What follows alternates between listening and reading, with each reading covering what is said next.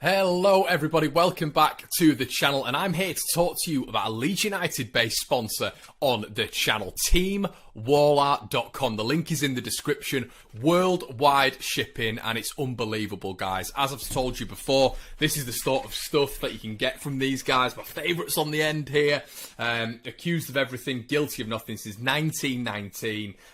You can get this one for $5.99 if you buy another one for $7.99, and I did that. I've got the one of Marcelo Bielsa here, a beautiful image, really good quality as well, by the way, and of course the title winning boys. Some really good stuff on there, guys. As I said, the link is in the description. I went to these guys. I love this sort of stuff, and they are Leeds United fans. Go check it out. Enjoy the video. One Leeds is now sponsored by OneFootball. OneFootball is a really classy app. You can get all of your Leeds United updates on this app. You can get all the transfer news, injury news, match day news, and it really is top quality. The most downloaded app regarding football on the site. So make sure you go check it out. The link is in the description, and I hope you enjoy the video, guys.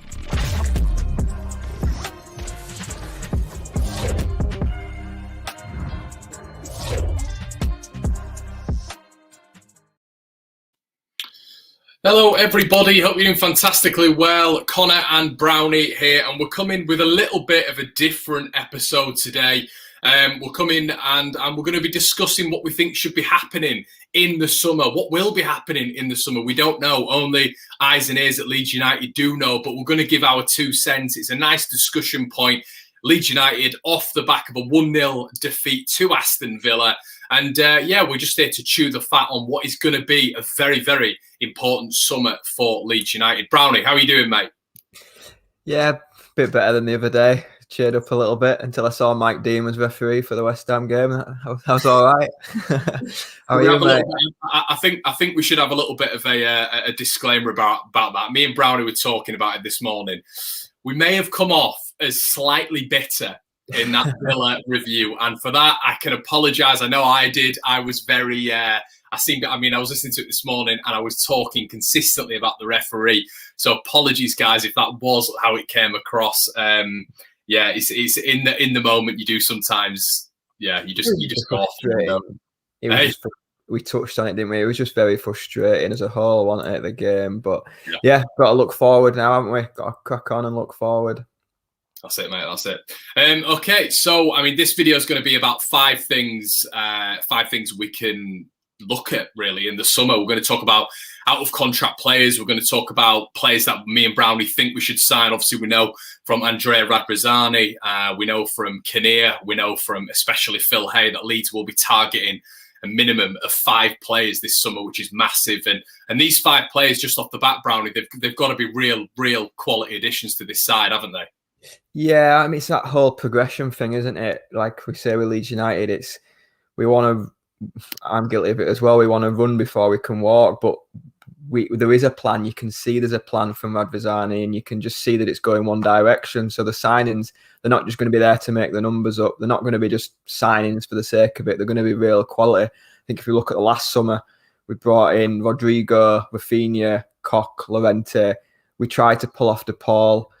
We tried to pull off Michael Cousins, a young Bayern Munich international. Do you know what I mean? International, and I think that's the mould that we're going down. Really high quality players. Yeah, definitely. Completely agree. Hello to everybody as well. Charlie, thank you for saying hello and all this sort of stuff. TMC, CDM, left back striker, left winger. So Maximan, a lot of people are talking about, could be a good shout. That's a great shout. That's a great shout, Maximan.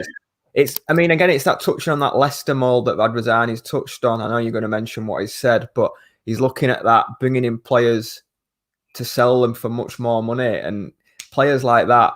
I do, Mike. Yeah, I've not got a bare wall anymore, mate. I don't feel like I'm in an asylum anymore, which could calm me down. Yeah, I think it's key to note as well, guys. We haven't got it on screen at this moment in time, but a limited amount of time is left for the 10% One Leeds discount code for Team Wallart. The link will be in the description, so make sure you check that out after this video. But as I say, it's a minimum amount of time that's going to be left now, so it's only 10% for a minimum amount of time, to go check that out. But Brownie, okay, so I think we've both got an idea of 5 players who we'd like to involve really in our discussion here. Is there anything you want to say off the bat before you release a couple of players into the mix? Well, I think as a Leeds fan and on the whole, when you're searching social media, we all have a similar idea of where we need to strengthen. So it can't be a coincidence that we're all coming up with the same positions. If we're thinking that, or Radvazani, Bielsa, and his backroom staff, they're all thinking the same thing. So it's possibly good that we all kind of think the same areas of the pitch need strengthening, because it makes it easier to go out and get them targets. Definitely. Priorities for me, says Dandob 1982, a goalkeeper who can compete with Meslier, a left back, cover for Calvin, competition for Bamford. So Brownie, but before we start, we sort of know there's 5 players for Leeds to be looking at. Off the bat, what 5 positions are you looking to improve? And then I will give you my 5, and I'm just going to get my coffee right there. Yeah, crack on, mate. The 5 positions, I do think Meslier. I think Meslier is going to be a great keeper down the line, but we forget it's his birthday today, so happy birthday, Meslier. But he does need competition, doesn't he? He does need that experience around him. Will Kiko still be there? But probably we're going to touch on players to move on. But he does need that. We've seen it all over the pitch. You need that competition to push you, which then you put Bamford in that same bracket. I mean, we get to the summer and Bamford's only got 1 year left on his contract. Something else we're going to touch on contracts-wise. There's quite a few players coming up in the last 18 months of their contracts. Some of them have only got 6 months left. So again, I think that's another reason why the summer's going to be massive. The defensive midfield, it's a bit of a strange one for me, that, because yes, I do feel we need defensive midfielder in there. When Phillips isn't in there, we've tried so many people in there and it just doesn't work when Phillips isn't there. However, it's a bit like Tottenham for me. When Kane's fit, Kane is going to play. So it's who you're going to get in to come and sit and be happy to know that when Phillips is fit, Phillips is playing. But when he's injured, you're going to play. And it's the same sort of thing with Tottenham. What world-class striker is going to go to Tottenham knowing that he's not going to play because Kane is? So I do feel we need that cover in there, but it's how you entice them to the club knowing that they're not going to be first choice, if you get what I mean. Yeah, definitely. No, I completely agree. And that's what we're touching on with Tyler Roberts the other day. It's all well and good getting rid of Tyler Roberts, but it's looking at that person who's going to be able to come in, be as good, if not better, and be okay with being that man on the bench, isn't it? Definitely, yeah. And that's a good point about Tyler, yeah. I mean, we've touched on him quite a bit. No, he's not the same as Rodrigo, but he comes in and does a job when needed. Yeah, definitely. A few shouts from everybody in the chat here. I'll try and read out as many as I can in terms of transfers that you guys would like to see in. This is a brilliant shout from Dylan. I think I'd look at Norgard from Brentford for cover for Calvin. That's if they don't go up. We've seen the Brentford prodigies in the Premier League, haven't we? We've seen Morpay, we've seen Conser, we've seen Watkins. And I think Norgard in that season in the Championship, we had the first season where there was Norwood, who was up against sort of, we saw the Phillips and Norwood comparisons. Obviously, Norwood in the Premier League a year before Calvin, but there was a natural comparison with Norgard as well. Norgard's percentages were through the roof. With Norgard, Brownie, I really like him. I think he's an excellent player.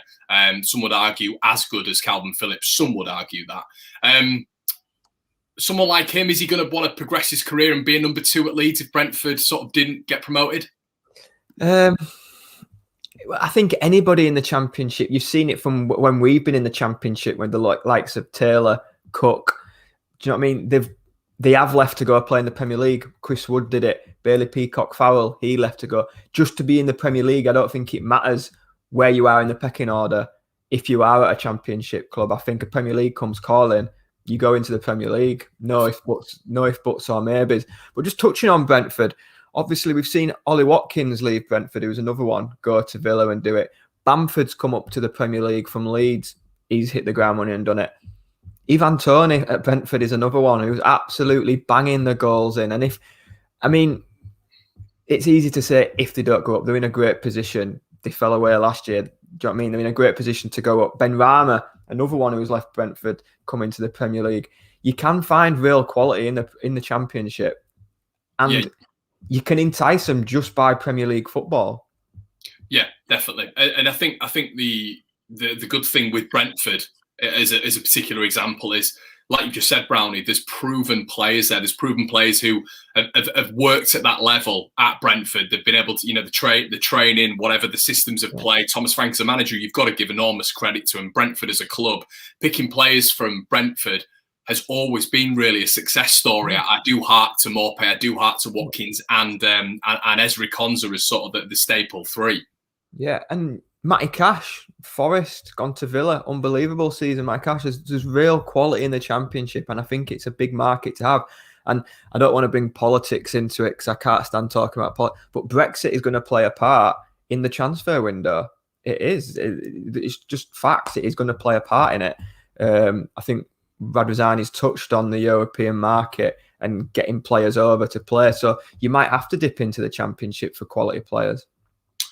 Okay, so what we're going to do now is we're sort of going to touch on the 5 key positions that you think Leeds need to improve on. Obviously, we've heard from Phil Hay that there are the key positions that he sort of illustrated in his article in The Athletic. Brownie, if you were to be that man at the helm, and obviously you're not Bielsa, you're not Orta, this is a subjective opinion, and I see some people on my videos saying, don't say this, leave it to Bielsa. Well, yeah, but that's why you subscribe to the channel, so we have an opinion. So I see that a lot. Let Bielsa decide. But when you're with your mates, when we're allowed to go to the pub, what are you going to talk about if you can't discuss it? Everybody goes and has a chat about it. So it's obviously leave it to Bielsa or Radrizzani. They're the people in charge, and they've done an amazing job. But we're in lockdown, and I'm staring at 4 walls. Why not have a chat about Leeds? Of course, and as I can see there in the background, Brownie, we are sponsored, of course, by Sky Sports. We need a little One Leeds emblem on the back of there, mate. So we can just in the back. It can be like a little live frame. I'll just keep changing channel, and I'll be sponsored by. We'll go Nickelodeon next. That's it. Right. Okay. So 5 positions, Brownie. Go. I think we've touched on I think we need to bring in an experienced goalkeeper. Not saying don't play Meslier or what, but I'm just saying even from a training aspect, just more experience around him of the English game. Because we say about Kiko, he's not experienced in the Premier League. Meslier has played more Premier League games than Kiko. So with Brownie, let's have a discussion about the goalkeeper. Let's have a discussion about the goalkeeper first. So, in your mindset, is it just the standard case of getting a player who is experienced, or is it a fact of just getting a young lad in there who's going to be able to push Meslier all the way? Is it just an experienced head that you need? Yeah, I wouldn't go down the young route. I mean, we bought another young keeper in last summer, didn't we? Capri, or was it the January transfer? I forget. He's playing in the 23s. He's a young keeper. Do you know what I mean? I think it's just that experience to hold head. You look at West Brom. I'd like to see West Brom stay up, but I can't see it. Sam Johnson, I know he's played for them over the hill, but experience, just somebody of that mould. Like when Robert Green came to Leeds, he was just experienced to hold head. I'm not saying there'll be a number 1, but I just feel that, and I mean, Meslier has done unbelievable in the last few weeks since the Arsenal game, and hopefully that was a learning curve for him. And in the last couple of games, he's not been at fault for anything. But just having that experience around him and on the training ground, I think could help him as a goalkeeper. Yeah, I mean, I think that there are names that we can really target, and I know we've spoken about experience. Experience, we can speak about experience in so many ways, really, because experience doesn't necessarily mean that you have to be 35, 36 years of age. I think experience has to be that you've had a couple of years, really, and you've experienced the Premier League, you've experienced that top level. Here's one player, sorry. Thinking of Leeds United, Paul Robinson, he was young, he was coming through. He had Nigel Martin around him. Yeah. That could have only helped Paul Robinson as a goalkeeper. I bet if you were to have an interview with Paul Robinson, he would have loved the fact that Nigel Martin was around him and he was learning, like a mentor type of player. Yeah, well, a lot of people are saying Ben Foster. And you know what? The reason why that's not a bad shout is because technically Ben Foster has played under a lot of systems at Watford, and he's played under some ball-playing managers as well. And I think that's something that we need to take into account, is the fact that Leeds are not going to be going for a player who is just going to be an experienced goalkeeper. I mean, I've got written down here Sam Johnstone because he's exceptional with his feet. I think if he went down with West Bromwich Albion, he'd be looking to further his career. I've also got down here three other goalkeepers who are ball players. Bryce Samba, I think he's a fantastic goalkeeper at Nottingham Forest. Obviously, he's on the younger side, but he's older than Meslier. We've got Freddie Woodman as well. Freddie Woodman, who is at Swansea at this moment in time, an excellent ball player, but he's not been at that top level, which could be a little bit of a factor. And finally, Brownie, my fourth pick would be Marek Rodak. Now, Rodak.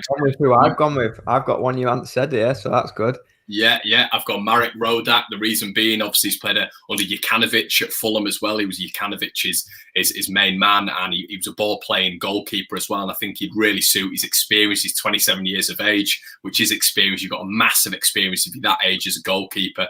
So I'd probably go with someone like Marek Rodak. I think his wages would be decent. He's probably the most experienced one. But for me, Rodak or Sam Johnstone, just off the bat. I don't know the ins and outs at Ellen Road. This is just my personal opinion of what I've seen. And I think, well, like I said before, everybody's saying the same thing, same positions. Everybody's coming up with goalkeeper, fullback, striker.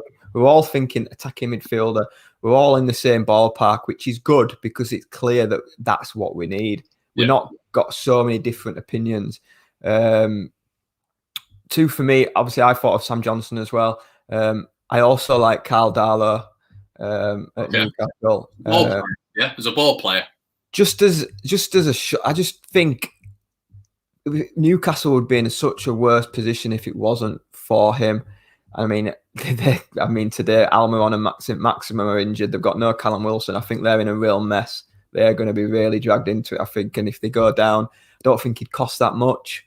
I played with Carl at Forest, and he's just he can zing a ball. To be fair, he can zing a ball, but it's just options, isn't it? We've just rattled off 6 or 7 there between us, and they're just from a likeness of around the English game and Championship. We don't have the scouting scope of what Victor Orta has. He'll pluck something from somewhere, I'm sure. Yeah, and I think it's there's a criteria, isn't there? And I think it's interesting. There was an article this morning from James Marshman, and he was coming out and saying apparently we're looking at Fernando Pacheco, who's at Alaves Deportivo Alaves in Spain. He's a ball-playing goalkeeper, very good with his feet. So it's going to be interesting. Do you think it is definitely somewhere where Leeds will target? Yeah, I think I would be amazed if we didn't sign a goalkeeper in the summer. Is that just for competition reasons? Yeah. Yeah. Just for everything, just to help. Because I think Kiko will. Saying that with Kiko, he's not out of contract, and it's a big wage to take on. I'm not sure. We'll only bring a keeper in if Kiko leaves. Yeah. So that it's just stuff that's going to happen in the summer. I mean, out of contract in the summer, there's only 3 players, apart from Douglas, who looks all. I don't know if he's already signed with Blackburn. He's out of contract as well. Obviously, there's Alioski, Berardi. And what do you think on Osman Boy? Do you think he'll get a new deal? Put him in the bracket with Kiko at 23. We'll give him contracts. Wow. Yeah. But yeah, I mean, Joshua Arce has made a good point here. Areola at Fulham isn't bad either, and I think that's the reason I was speaking about Rodak. He's a good ball playing goalkeeper, a lot of experience at the top level as well. And I think as well with him is he's the backup to Areola now. And I think if he was to play at Leeds, I think he's still at the top level because I do naturally think Fulham are going to go down. So he's still going to be playing at the top level. And it'd just be interesting to see whether we could pick that one up for a cheap price and on some decent wages. That's it. I mean, obviously, the pandemic as well, people money-wise, other clubs will need more money than others. I'm not saying use a global pandemic to pinch players, but it's what will happen. It's football, isn't it? It's football. We've been in a massive hole before where clubs have just come and took our players for pittance. It's football. It happens no matter what the time of year it is. If it hadn't been for the price, I thought we'd have gone for Martinez when he left Arsenal when Villa picked him up. It was just the price, 20 million. We'd already spent a good chunk of money in the summer when it became available. He was leaving. But I think we agreed. I think a keeper will probably come in. All right, let's move on. So for the next position, I'll be interested. Get your comments in the section below, guys. Where do you think? So I think the number one me and Brownie are looking at is the goalkeeper. Now number two for me, Brownie. I don't know if we're matching up on this, and we can have a discussion if we are. I think it's pretty certain that a left back is the number one. Obviously, we don't know what's going on with Alioski.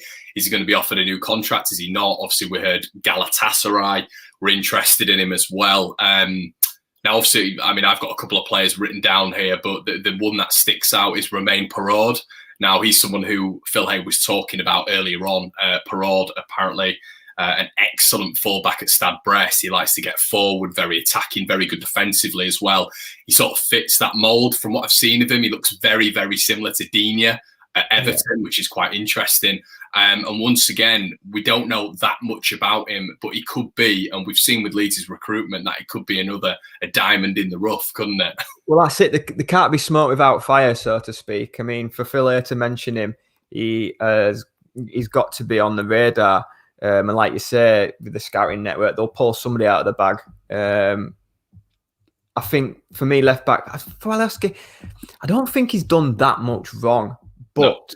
But like when you think of goals conceded, not many have come from his fault. But we haven't really seemed to have a settled left back. For me, if we had it, he wouldn't be in and out. We've switched it around. There's been Dallas. There's been Alioski. There's been different players in there at different times, even when there's not been an injury. So if we weren't looking for a left back, would that be the case for me? We would have a settled left back no matter what. We would go into every game knowing he was going to play, and that doesn't happen. I love Alioski to bits. I mean, sentiment's a big thing, and you forget how many years he's been at Leeds. So just to bin him off, I think doesn't leave a nice taste in my mouth for Alioski. He scored some big goals for Leeds. You look at the 1-0 West Brom last year, the Huddersfield game away last year where it was 0-0, didn't look like we were going to make a breakthrough, the volley from the edge of the box. He's come up with some big moments for Leeds down the years. And even this year, the goal at West Brom, unbelievable finish. And he scored, I think it was a Newcastle. He's always energetic and breaking away. And he's a player that, whether people are saying stay or not, he's going to be at the European Championships in the summer. So he's not going to be short of offers around Europe. He's in a big shot window. But Brownie, we agreed that. I think yes, with what you're saying, I agree. I think he's a good player. If we're to go to that top 10 level, he's not, for me, he's not the player. I get him as a backup, but then I think what you've got to question there, Brownie, and everybody in the comments, you've got to question what happens to Leif Davis, because they reckon this kid, he's not had his big chance yet, but they reckon if he's, in the youth setup, he's one of the best we've produced. Obviously, we know he came in from a different club, but they reckon he's stepping up every single time. We've obviously got Huggins there as well, who actually seems to be getting ahead of Leif Davis at this moment in time. Obviously, he had his appearance against Arsenal. So I think it's key to note that the likelihood is that Alioski's probably going to leave this summer. Yeah, I think it all comes down to me. What does Alioski want? Now, that might sound daft, but what I mean by that is he happy to be a squad player? Because he might not be. He might think, I'm at the European Championships, I want to play every game. And that's what every footballer wants. He might want to play every game, and then that's where Leeds have probably gone, you're not going to be playing every game. That's probably why there's been no contract come so far, because when you sit down for a contract, that's the first thing you ask, am I going to be playing? And if Leeds can't guarantee that, then, like you said, it's all well and good saying he's good for a squad player. But if Alioski don't want to be a squad player, he's not signing a deal, which is probably why left back's at the top of everybody's list as well. Well, yeah, and I think it's key. Obviously, Tommy Lister says Davis is a left back, Huggins is a right back. Huggins is actually not. He's naturally, for the 23s he plays for left back. You've got Cody Drama on the right. That's how he's been playing. As so Leeds do have a heck of a lot of options on that left side. I mean, one that sticks out to me is we talk about Romain Perraud there, who apparently is genuine on the list. I tell you what, mate, as a backup, we look at what Barnsley are doing at this moment in time. Absolutely on fire, play a fantastic brand of football. Energetic, high pressing. We saw what they did to Leeds in both games last year. Leeds were very lucky to get 6 points, but very, very good side, and one of the shining lights for them at this moment from left back / left wing back is Callum Styles. 7 assists, 4 goals, absolutely on fire. They picked him up from Bury, and he really is a player who, if he's coming in, that could be a very, very interesting signing. But a lot of people talking about Rico Henry. If you to offer me somewhat, Callum Styles or Rico Henry, you'd probably say I'm smoking something, but I would go from an economic standpoint for Callum Styles. He looks like a real player. I don't know if you've caught any of him, Brownie, at all. He's meant to be their player, isn't he? He does pop up with when you just. This might sound big time, but since we've gone up to the Premier League, I've been watching a lot of Premier League football. Last year, I was watching the Championship. I only really watch the highlights on the Football League show and stuff. I don't really sit and watch all the games. I watched the Wycombe Norwich game the other day. But for me, you look at the stats. He's come up with all them assists. Barnsley, it's another look. There is quality in the Championship. He went and got it, but you've got to be careful. You can't. I think Sheffield United have gone down this road, and I think Norwich did it when they went up. They went and cherry-picked the best Championship players. It almost felt like they were preparing for the next year when they were down in the Championship, if that makes sense. They wanted to get the best Championship players. It's all right getting 1 or 2, but you can't just fill your team with good Championship players. You need to take them good Championship players and put them into a Premier League team, not the other way around, if that makes sense for me. Yeah, definitely. And I think that, as I've said, is a sort of backup option, really. Yeah. But I do presume with Leeds, someone like this Romain Perard, who is being spoken about as well, a massive player that's going to be. He's going to light up the future, and we've seen that with signings such as Robin Cork, signings such as Rafinha. We know that Leeds are going to be going for that next level, and it's exciting, isn't it, Brownie? Really, I think this summer transfer window, it's massive. It's massive for Leeds getting it right, but it's also very exciting. Of course, I think you made a good point as well the other day about Rafinha. He needs to be playing around internationals. I think that's another reason why you need to be hitting that market rather than just picking up Championship players, because he needs to be seeing big players. He needs to be part of a big sort of like dressing room, not a big fish in a small pond type of thing. You need to fill his quality around with him, which is massive. So like you said, this Perard, obviously he's got to be on the radar for Phil Hay to be mentioning him. Yeah, definitely. Freddie, thanks for your contribution. Thoughts on Costa leaving? We'll touch on that at the end when we touch on the out of contract players. But thank you for your donation, Freddie. I really appreciate it. So, Brownie, did you have anyone in mind for left back, or was sort of Perard with what you've seen? It was easy. Yeah, I think that's probably the area where we're going to go international wise. It's more of a. It's somewhere. It's somebody. It's a position where I think we need to go and sign an out-and-out first choice left back who's going to play week in, week out, rather than having this 1 week Dallas plays, 1 week Kalioski plays, the next week we're at a back three. It's someone who we know, right, he's playing left back. Yeah, definitely. SJH just ordered 2 of the Champions prints, and also one of our God and Saviour Marcelo Bielsa from Team Warlight using the code ONELEEDS. Thanks so much. Belated birthday gift for myself. Cracking content, lads. Thank you so much, mate. I really appreciate that. LUFC Fan Zone is here. Afternoon, Connor and Brownie. Go check LUFC Fan Zone out on Instagram. Some amazing. I think they're on about 60,000 followers, Brownie. Just shows what unbelievable guests as well. They've got unbelievable. Yeah, I've seen a bit of that on Twitter as well lately. So well done, lads. Unbelievable. Okay, Brownie. So, what position do you want to move on to next, mate? A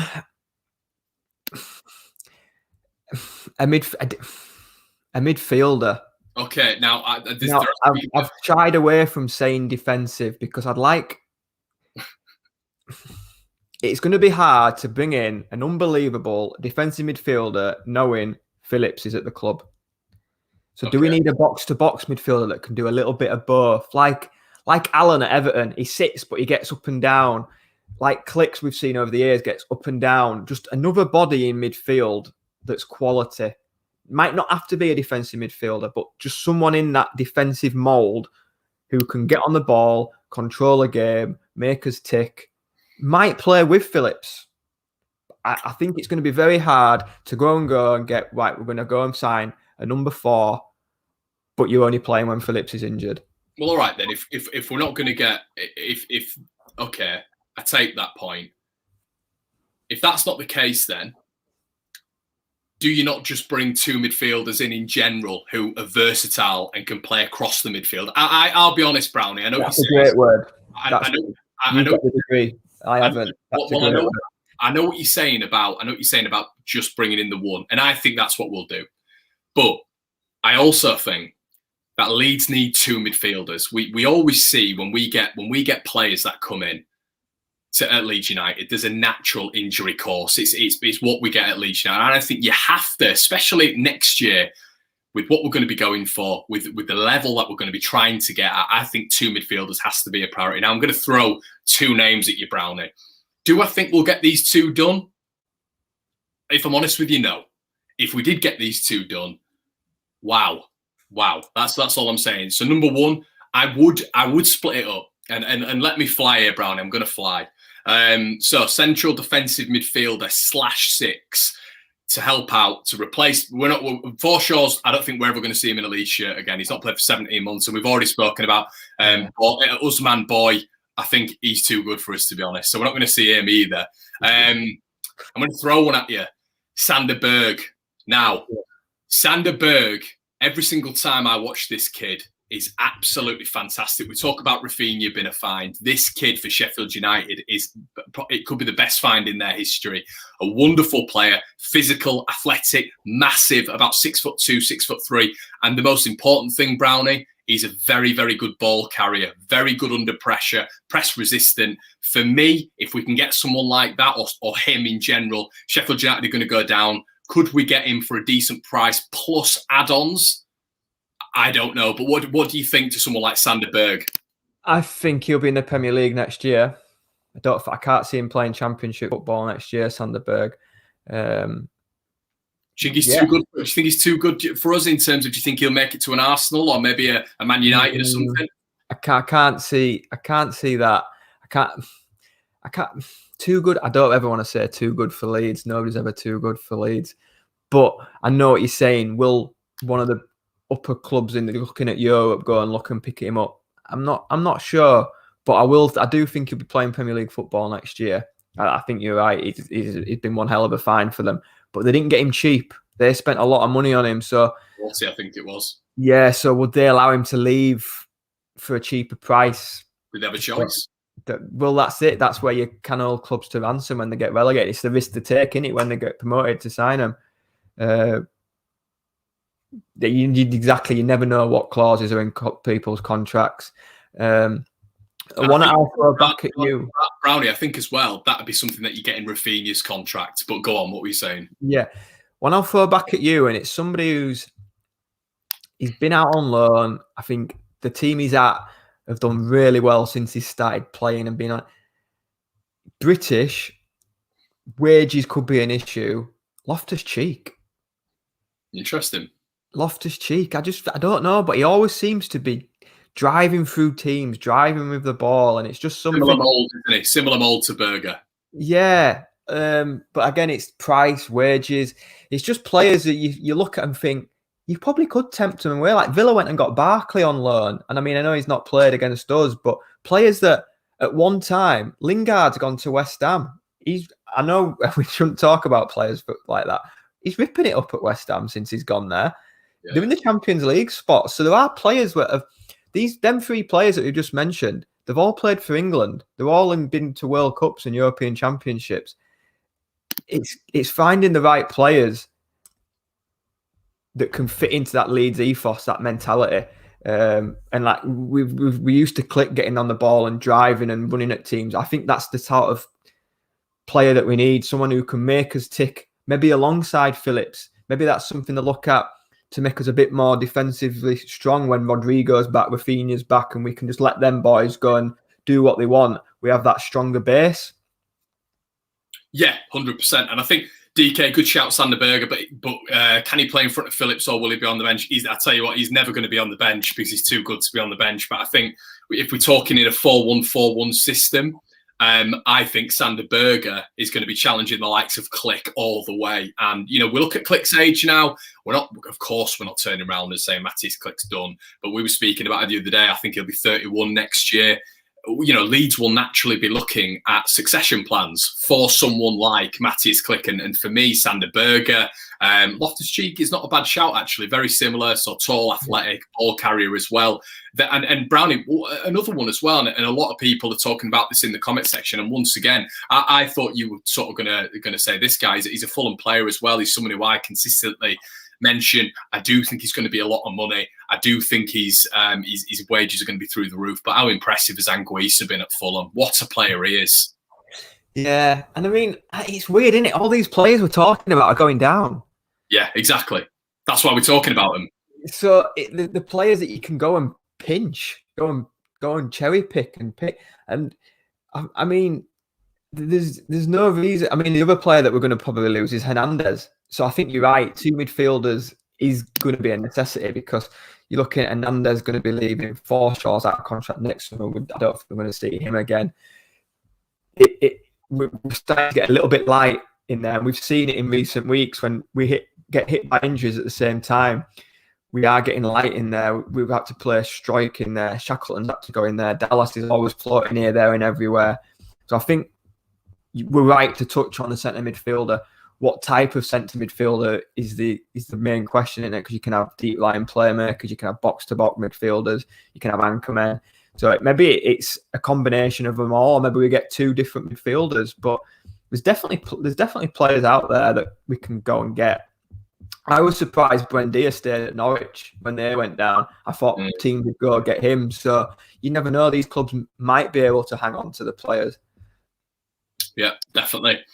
So if we are to get another midfielder, Brownie, I think there's probably one name that stands out more than anyone. I'll let you fly on this one if you want, but mine, obviously, and you said it the other day, there's no smoke without fire. We know that Liverpool have genuine interest in this player as well, and that's been confirmed by Liverpool FC News, which is on Twitter, verified account. It's been sort of quoted by a number of Liverpool journos as well. Yeah, Liverpool. Sorry, go on. Sorry, yeah, I was just going to say that it is Rodrigo de Paul. Once again, the player who we were all begging for. I mean, what an acquisition he'd have been for us this year, Brown. He'd have been perfect, wouldn't he, in this season that we're experiencing now. Of course, yeah. And I mean, I was just saying about Liverpool, they just seem to nick anybody else's idea, don't they? It always seems like one club goes in for someone and then all of a sudden, no, Liverpool want them. Yeah. But yeah, I mean, and it's interesting, Rodrigo, because you're right. He would have been unbelievable for us this year. But we are now 11th, 12th in the Premier League. And we can then go and add them players to what we've already got. It's unbelievable. And yeah, I mentioned with the left back, there's no smoke without fire. It is clear that we want Rodrigo de Paul. And I mean, the new investors at Chad, the amount of times he's dropped tweets about Rodrigo de Paul, if there's nothing in it, he's gonna look silly. There's got to be something in it for me, which is probably why you're right with the Sander Berg type midfielder. Because if we are getting Rodrigo de Paul, then the Sander Berg type midfielder fits better. We've got a bit of both, haven't we? Yeah, 100%. Edward says, I'm a Udinese fan. I don't think it's crazy that we've got Udinese fans on this channel. Thank you so much. I don't think RDP is leaving. They made him the captain. His family loves Udin. And I think, the only thing is with that, Edward, is I think that money talks in football. He was liking a lot of our tweets last year. I'm not necessarily saying he's going to go to Leeds, but I do think for the progression of a young Argentinian lad's career, if you get a Liverpool or maybe even a Leeds, who knows? But if you get clubs like that, especially when you get a top 5 club coming for you, I think De Paul's head will be turned. And I tell you what, Brownie, once again this season, his numbers are through the roof. I think he's top 3 in Serie A in terms of chance creation.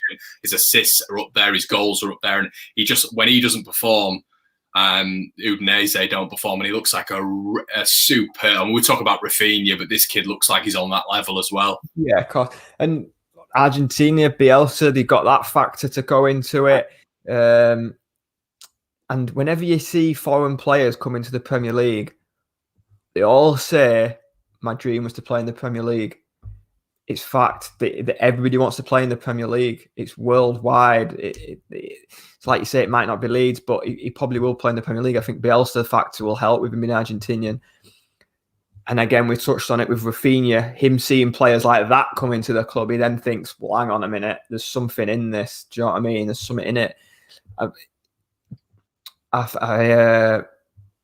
Was it Meslier's agent? It might have been on the LUFC lad that we mentioned before. He was saying about Meslier's agent was saying that the plans that Leeds have got in place, progression-wise, it screams Champions League. How do we get there? Will we get there by players like Rodrigo de Paul? Yeah, Tom Stansfield. Obviously, we always address comments that swing both ways. Not sure if a chat on transfers is appropriate when the season hasn't even ended. We don't know who long-term injured or players are who are ready to move on from Leeds. It can all change by the season. Tom, we agree with you. Listen, this is just a chat because it's a discussion. We're all thinking about summer. It's an exciting time. Listen, we just want to get our Leeds probably won't make any of these signings. Hope we will. But I think it's important to chew the fat and have a little bit of a discussion over it. Well, like Tom said, obviously a lot can happen till the end of the season. He's absolutely right. But Leeds aren't playing for another. Well, they don't play till next Monday. There's no games coming up, and it's all right saying a lot can happen to the end of the season. But we're now in March. European clubs can speak to other European clubs when they've got less than 6 months on the contract. And also be speaking to players now. People like for Alioski, for example, people have been able to speak to him since January. As soon as you got 6 months left on your contract, you can speak to him if you're in a different country. So there'll be players out there who are coming up to the end of the contract who we can speak to. So yeah, you might say it's a pointless chat, but and I think what Mike AS says after Villa, we need to think of the positives, and I think that's right. I think we always need to look at the positives. We don't just want to. We don't want it to be all doom and gloom. We want to move on from that and look forward. And it isn't that far away. We've only got 12 games in the Premier League left, and if you think Radrizzani and Bielsa aren't talking transfers, then you'd be surprised. For him here, we need to get rid of Pablo. Get rid seems a bit harsh, but a replacement for him. I think Brownie, that's probably a nice time to move on. Really, I mean, so I personally would go with 2 midfielders. I don't think we will because I think Bielsa's going to see Koch as that central defensive midfielder, or Llorente is going to be able to get into that mould. But as sort of the final place, I mean, I know me and you've spoken off air, but I think a certain position is standing out to you, isn't it? You mean up the top, right at the top of the pitch? Yeah, I mean, what Bamford's done this year is unbelievable. I'm not saying replace Bamford, but it's that similar thing to the goalkeeper. I mean, I think it's another, what Tom said, right? Anything can happen to the end of the season. But so far, it's been an injury-free season for Bamford. I don't want to put the kiss of death on him, but that's unusual for Bamford. So for him to go year upon year upon year of not getting injured, if he would have come out of the team this season, I think we'd have been a bit of a mess. There was not really anybody that could go in and replace him. But his numbers this year have been unbelievable. But Bamford's another one, like we just said to Tom, contract-wise, get to the summer. He's got 12 months left. He's into his last year. So we probably might see a striker coming in. It's great, isn't it? We're sat here talking about different players coming in. But that's when I think that's the sort of player that you can entice from the Championship, because Bamford is going to be our focal point. You could get like Villa went and got a Watkins. You could entice a Ivan Toney. Dan, you're not wrong, mate. I said that to one of my best mates. I said I wouldn't even be bothered if we went and blew our transfer kitty on Haaland. Just get him here. Get Haaland to Leeds. The best have kept us up this year, so they can do it again. Yeah, exactly. So Connor, please can you put my comment on the screen? There you go, James. But yeah, so are there any names that stand out to you at this minute, Brownie, or are you sort of just thinking that we need? Yeah, I know you think Fulham will go. Yeah, I personally think Newcastle will. Okay, it's a big shout, and then Callum Wilson comes into play. With Callum Wilson? And I think this is once again it's the checkbox thing, isn't it? If you're that good, which he is, and I think this is something that Leeds will take into account. If you're as good as Callum Wilson, you've proven yourself in the Premier League. You've been at Bournemouth. I think they finished sort of top 13, 14. He's done it with Newcastle, obviously massive club. What's going to be his motivation? Obviously playing in the Premier League, but is he going to want to play in a he's 26, 27 years old. Is he going to want to get down to sort of 8-9% body fat, run his absolute arse off when he can go to a club? He'll get Premier League offers again, maybe like, and this is no disrespect, but maybe like a Crystal Palace, and fit in there quite seamlessly. What's going to be the motivation for Callum Wilson to come to Leeds? If you make a good point, definitely. And again, we're talking about players that have gone down, and something that I just thought then when I mentioned him, he'll have been relegated twice. Yeah, if Newcastle go down, so his injury record as well, as Jonathan says here, it's not great. It's not. Yeah, he's right. Yeah, it's just strikers I'm thinking of where clubs, I can't see them playing in the Championship, but like we've said, great shout from Mike. He looks a bit of a player. But you see the going the other way. Wolves have done it. They went and spent 40 million on Fabio Silva, and he hasn't cut it. So it's really difficult.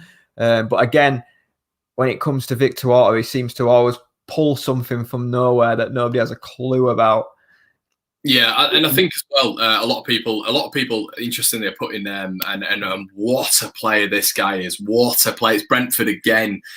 Josh De Silva in the midfield, 22 years of age, was initially at Chelsea. Brentford obviously got him. What a fantastic! How do they do it, Brentford? How do they do it? It's not just one or two, and it's not just for 1 or 2 years. They've done it year upon year upon year. What a player he is, Josh De Silva. He'd be perfect. Just thinking about strikers, and I thought of, because obviously Ryan Edmondson's out on loan, he'll come back. But so will Burgess. Do you know, for that attacking midfield role, Burgess will come back from being on loan. So we've got players out. Robbie Gotts is out on loan. They've all gone out and got valuable experience. So they're going to be coming back. McCalmont, another one. You forget how many players we've got out on loan that will come and be more experienced. They'll be around the squad. So yeah, five signings is what they've come out and said. I think we're all in agreement of what area they need to be. So any other suggestions you think of, just fire them away. Yeah, fire them in. And a lot of people are saying the data, they do use the door. They've got an incredible data system at Brentford. I think Bayern Munich and Man City use it as well, but Brentford have used it. I think it's a betting company as well. It's something, sporting something, and they get a lot of the figures from there, and they're able to pick players out. There's got to be something in it, because they're producing them time upon time. But yeah, I'm going to throw another one at you, and I want you guys to get it in the comment section below what you think about this. Obviously, we're talking about wingers.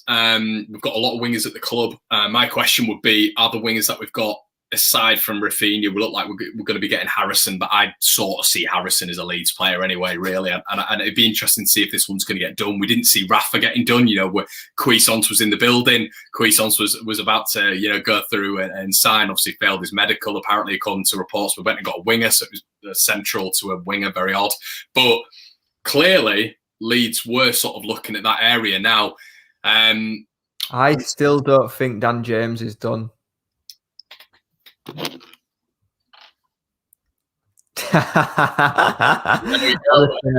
Honestly, and you get mixed reports from how he's doing at Man United, but he always seems to pop up with a goal. He scored against us. He's got raw pace. I think he fits our counter-attack unbelievably well. Do you know, when we're breaking away, I don't think that's done. Dan James is a step backwards. Josh, I don't think he is. I mean, you look at where he's. I mean, in the Championship, yes, the Championship, absolutely frightening. Absolutely frightening. Now under Bielsa, he's playing right now under Ole Gunnar Solskjaer. He's not been exposed to any game time really. I think with Dan James under Marcelo Bielsa, allegedly it was one of his first targets before. Obviously, we've got Helder Costa. Helder Costa, I don't know if he's going to be featuring a lot for Leeds United. I think we know that. Dan James is, whether you like it or not, Brownie, Dan James has played at a good level now with regards to Manchester United. I think he'd be decent in terms of a wage packet. I think he'd be all right in terms of a transfer fee as well. We're going to give him game time. I think he would be an extremely good signing for this side. I'll flip it back then. I'll play devil's advocate, because was it Dan who just said he's a step backwards? Yeah. Right, we'll go through our wingers. Is he better than Pervada? 100%. Would he get in front of Costa? Yes, for me. So he's already in our squad. Would he get in front of Harrison? Yeah. that's just me. That's just me. But he wouldn't get in front of Rafinha. But he wouldn't go in front of Rafinha. So already, he's ahead of Costa. He's ahead of Pervada. So you've only got Harrison and Rafinha who play. So he's already in that mix of 2 out of 3, isn't he? Straight away.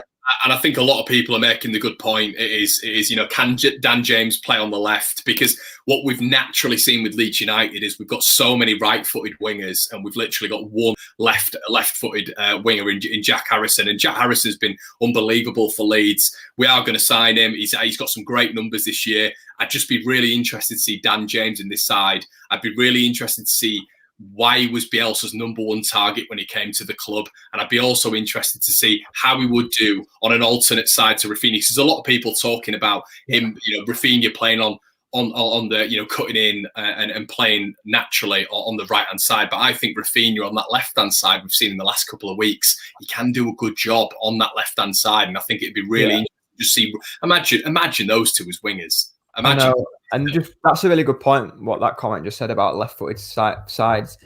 Here's a question for you then, Connor. You can have one of them, Dan James or St. Maximum.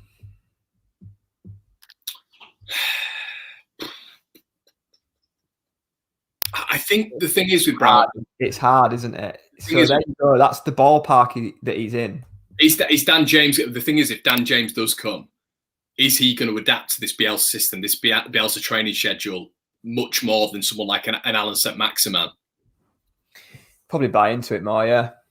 And I know a lot of people are saying, I mean, this John's one of a million here, sort of James over ASM, but there's a lot of people saying ASM, St. Maximin, no brainer, Maximin. It's just interesting. One. We can put it out as a poll later. Yeah, definitely, we will put it out as a poll. Yeah. For 1 second, we're not saying Jack Harrison is, no. We're looking at elite level here. And if you're just looking at it as if Leeds are to go for the top 10, Dan James he never plays for Manchester United. He literally never plays. He's not even a sort of second backup to the winger options they have. If he is coming in at Ellen Road, he's going to be very, very close to that starting lineup. Even if you are starting Jack Harrison week in, week out, that's absolutely fine. And Bielsa would do that. But Dan James will push him and Rafinha all the way. And he's sort of the winger who can do that. He's sort of the winger who's going to be able, if Jack Harrison's having a poor game or Rafinha's having a poor game, in that next game, you're going to have to step up because you've got someone like Dan James breathing down your neck. Yeah, it's better competition, isn't it? And as fans, us watching, we're not daft. You look at Twitter and you see Costa coming on it. It's like, Costa or Prada's not done anything. See Dan James coming on. It's a bit of an edge of your seat stuff, isn't it? He's just got that electric pace. Yeah, and Andy says, can James play on the right-hand side? He can. He's naturally a right winger. He has played on the left-hand side for Swansea as well. But it'd just be really interesting to see what happened with Rafa, because we know Rafa's left-footed. He's looked all right on that left-hand side. I think he looks better on the right. But Brownie, if you put Harrison on the right as well, he'd look better because every single left-footed winger wants to cut in on the right-hand side. Naturally, you just naturally come in and you can fire your shot away, can't you? And that's where them inverted wingers are really good. It's just then when the fullback shows you the line, that's where you get a little bit caught because you're on a weaker foot trying to cross it. Yeah, exactly. Yes, Jack, exactly. That's what I kind of tried to just said then. Imagine we've been Costa coming on and we've seen how explosive he can be sometimes when he comes on. Nketiah, when he came on, he had that explosion. Dan James in the same sort of mould. Yeah, and Ben just said he scored the wonder strike against Southampton on the left corner. He's very versatile. And Bielsa wasn't interested in Dan James because he's one-sided and he's regimented a right-sider. We know that Bielsa looks at a player and he thinks, how can I mould him? We probably see with Dan James that if Luke Ayling was ever injured, Dan James would probably put a right back. You know what I mean? That's in Bielsa's head. So I just find it very, very interesting. Like you've said, Brownie, and like we've spoken about, he was Bielsa's first target for Leeds. We saw in the documentary, he wanted him. He was the number one. Well, when he did the PowerPoint about Derby, that's where it all came out. He had a full-on folder on his desktop about Dan James. He, like you say, he was his big target. And for me, I don't think it's dead in the water yet. No, we're not saying it's going to happen, guys. But let's focus on Leeds. Says here we need a winger who can break down defenses. Dan James is more of a counter attack. I'd agree with that. It'd just be interesting. I think it'd be really interesting to see how Bielsa would be able to adapt him as a player, because Dan James under Ole Gunnar Solskjaer wouldn't be the same player as a Dan James under Marcelo Bielsa. Yeah, there's a little bit more freedom, isn't there? Yeah, definitely. But yeah, Brownie, unless you've got any other names, mate, I think we've been going for a solid hour there, and we said we're going to do time flies, doesn't it? But that's just the excitement about it. You get you snowball, you get thinking, oh, what about him? What about him?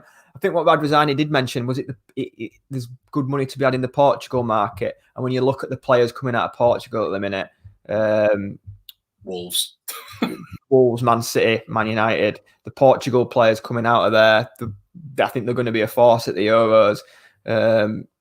So would it surprise me if we signed a Portuguese player? No,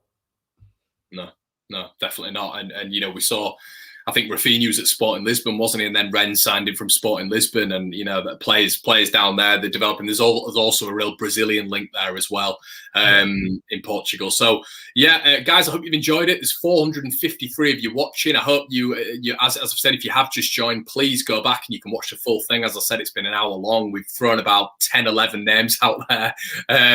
So I hope you've enjoyed it. Please, if you're not subscribed, make sure you do subscribe. Get in the comment section below who you think and what positions you would sign, because we do go back and we read every single comment. So if we can, we'll comment. Well, we'll comment on it, and we'll have gives us ideas as well.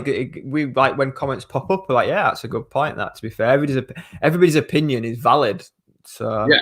Of course it is. So yeah, as I say, I hope you've all enjoyed it. Get your comments in the section below exactly what you think. Make sure you like the video if you would, guys. And yeah, we will see you. I think we're going to be doing a tactical preview.